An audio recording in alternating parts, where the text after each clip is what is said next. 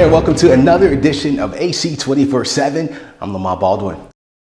The G20 meeting held over the weekend ended with all but two countries condemning Russia's unprovoked defense on Ukraine.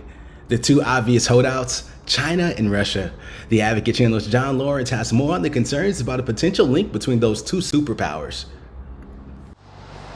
The Kremlin is accusing the West of trying to destroy Russia. They have one goal: to break up the former Soviet Union in its main part, the Russian Federation.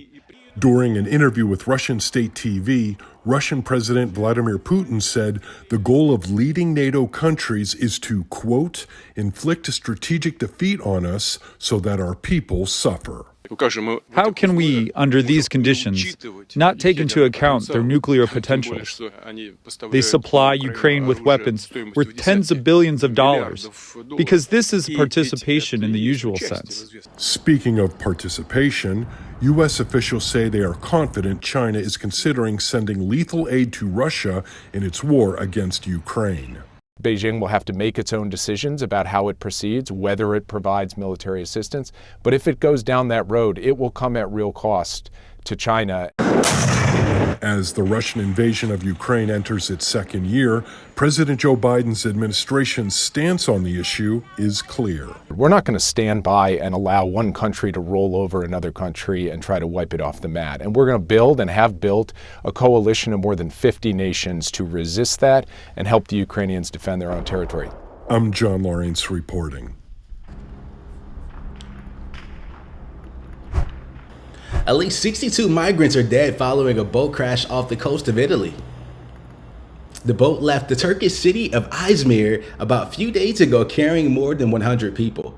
About 80 migrants were rescued from the water after clinging to parts of the wreckage. Dozens more are believed to be missing.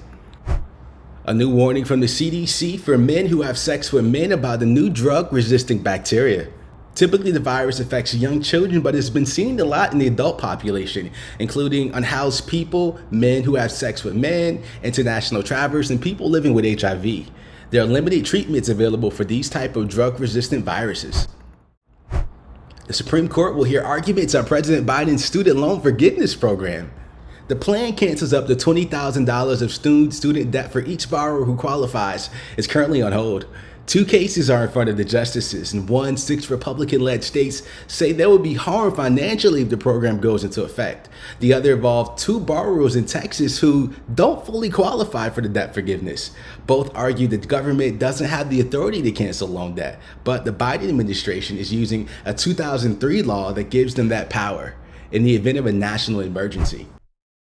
Thank you for joining us for another edition of AC 24/7. For more content that advocates for you, go to advocatechannel.com and follow us on Instagram, Twitter, and Facebook, and subscribe to us on YouTube. For the Advocate Channel, I'm Lamar Baldwin.